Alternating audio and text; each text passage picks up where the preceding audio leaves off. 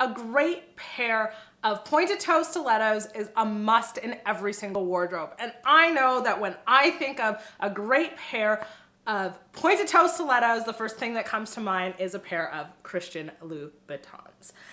But not all Christian Louboutins are created equally. But I do believe that there is a pair for everyone. No. In today's video, we are going to be discussing the difference between the iconic Christian Louboutins Kates, So Kate, Pigalle, and Pigalle Follie. I recently picked up my second pair of Christian Louboutins. I have a pair of boots. They are they're not extremely uncomfortable. They're uncomfortable in comparison to some of the other boots that I own.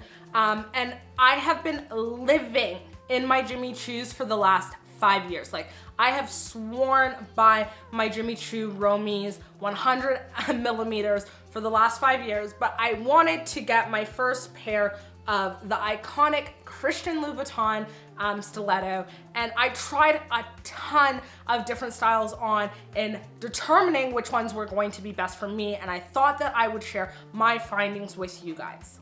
My goal today is to help you in determining which pair of Christian Louboutins are best for you. By no means am I telling you that by picking a pair of Christian Louboutins, you are going to have a comfortable shoe. Yeah, no, I'm not gonna lie to you. But they can be more comfortable than not if you pick the right pair, you guys. I wanna get right into this video, right into all of the juicy details. So I wanna tell you guys, let's start with the So Kate. So Kate, named after the iconic model Kate Moss, you guys. That's who these were made for or named after. Have the highest slope, okay, you guys? They're 120 mm. So they are a 5-inch heel. They have the very iconic, very slim heel on them, even slimmer than this, you guys. I wish I had a pair of Kates or So Kates to show you guys. A slim heel on them. They have a longer toe box, okay? Longer, pointier toe box, and that toe box is more narrow.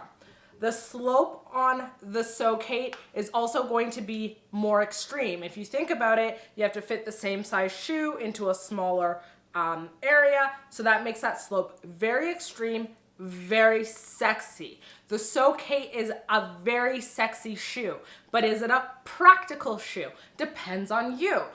So if you have a thin foot, if you're okay with a 5 millimeter heel and you're looking for something that maybe you're just gonna wear from the bar to the car to the bar, then the So Kate is perfect. It's great for, you know, a strut in, a sit down, stay seated, strut out, and that's it, okay? The So Kate is not a shoe that you are walking around in and strutting up and down the halls of your office, okay? Now, the Kate is the sister of the So Kate. The Kate is essentially the So Kate, but in a 100 ml version, meaning it is a 4 millimeter or a 4-inch heel. Sorry, not 4 millimeters, 100 millimeters. Not mLs. I've been saying mLs, you guys. I meant millimeters, but it is a 100 millimeter heel, meaning that it is a 4-inch heel. Again, same structure. Small stiletto, longer toe box, narrower toe box. Still has that nice slope on it. Not as much as the So Kate just because of the difference in the heel height, but still a very sexy shoe. I am going to recommend this shoe again to anybody that has a narrower foot, okay? Let's talk quickly about the Pigalle, and then I can talk about the Pigalle Follie and why I ended up choosing that shoe for my shoe. So the Pigalle comes in a variety of different heights, okay? But I'm comparing 100 ml or 100 millimeter shoes, okay? So the Pigalle has a thicker heel. This is a Pigalle Follie. It has a thinner heel. It has a thicker, more boxy heel. So if we're talking about stability, and just weight distribution, not that there's that much of a difference, then yes, you're going to get more stability and more weight distribution on the thicker heel of the Pigalle. The slope on the Pigalle is less extreme than the Kate and less extreme than the Pigalle Follie. It has a more straight kind of elevation, more like a 45-degree angle. The toe box on the Pigalle is wider and shorter, okay? Now, to me, I didn't feel like the back, and I have some footage and I'm gonna insert that footage. The back of that Pigalle just wasn't giving. The heel was too thick. I like how the heel on the So Kate went from, it went a little thicker and then tapered down at the bottom. So in my opinion, the Pigalle Follie is almost like the Kate and the Pigalle had a baby and made the perfect shoe for me. Now, Pigalles or Pigalle Follies, just depending on what you decide that you like, are both great shoes for people with a wider foot because the toe box is wider on them and slightly shorter. So it's like somebody squished the toe box on the Kate and it kind of squished up and it made it wider. The Pigalle Follie has that nice taper on that heel, like super sexy. The slope on the heel is a little bit sexier because the heel is a little bit thinner. You're getting to see a little bit more of that red bottom. I find like the heel was so thick I felt like I couldn't see the red bottom.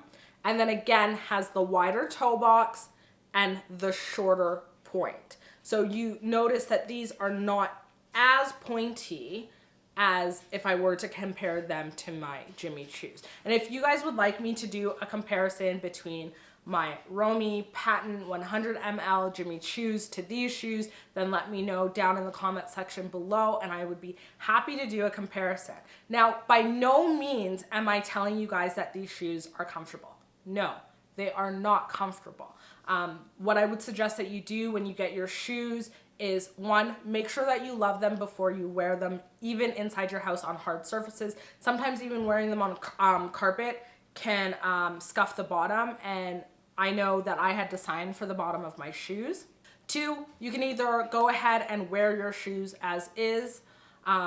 They were essentially created with the idea that you're leaving a little piece of red behind. Now, I think I paid for that red and it should say on the bottom of my shoe, either by design or divine intervention. And I divinely intervene and I put on a little sticky bottom.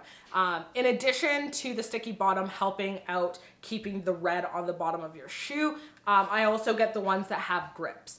Now, I do it the cheap and cheerful way. I've heard people say that, oh, that way's tacky. I think it's quite seamless that you can hardly tell, but you could also take your shoes to the shoemaker and have a rubber sole put on them. But when the shoemaker puts the rubber sole onto your shoe, please take into consideration that he does like essentially file down or sand down the finish on the bottom of your shoes. So in my opinion, I'm like, I'm gonna wear my shoes. If the finish comes off, then I'll take them to the shoemaker at that point in time. I'm not going to the shoemaker for him to take, an immaculate, perfectly finished pair of Christian Louboutins that I just signed for and let him file that finish off. No. Maybe when I need to have them resole, that would be an option.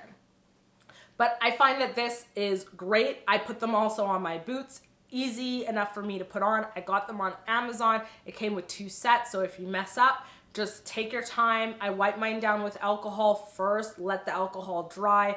I trace my shoe, cut my shoe out, and then I slowly just kind of peel back and do it with a credit card. Then I trim any areas that I might have overshot or whatever. Now, it's not going to be 100%, but I've worn my shoes like 3 times and they look pretty darn good to me.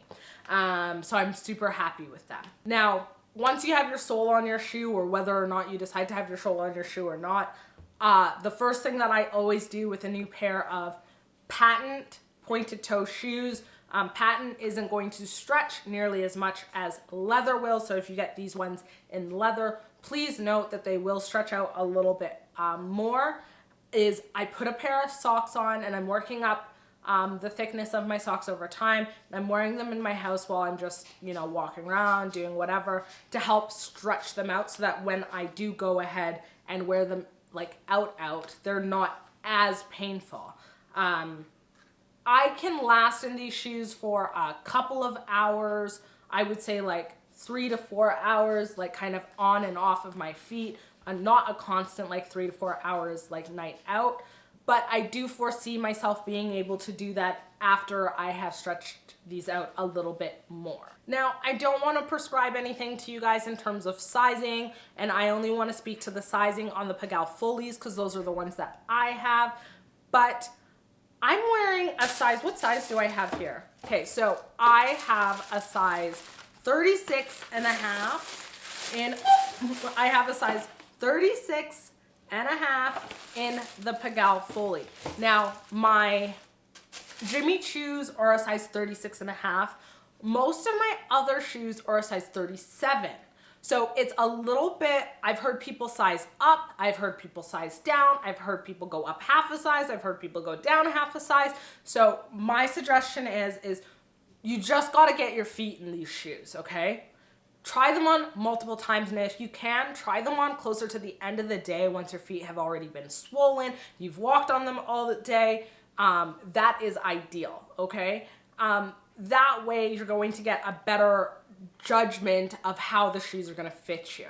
I still have a little slippage at the back of the shoe, and I could probably fix that with the insole, but I needed the width at the front on my shoe. I probably could have done a 36 if these were leather, but in the patent, a 36 and a half is perfect for me. I definitely think that there are a pair of Louboutins out there for everyone. It just depends on what you are looking for. And you don't have to go with a stiletto, you guys. There's so many other pairs of shoes that Louboutin does. He does boots, he does runners, he does this, he does that. So if you're looking for a pair of iconic red bottom shoes, there's definitely a pair out there for you guys. Anyways, you guys, until next time, I have to get ready to go out. I might even wear my shoes tonight. We will see. If you're not following me over on my socials, see what I'm wearing, all of that kind of stuff, then go ahead and follow me. It's CRayneG on everything.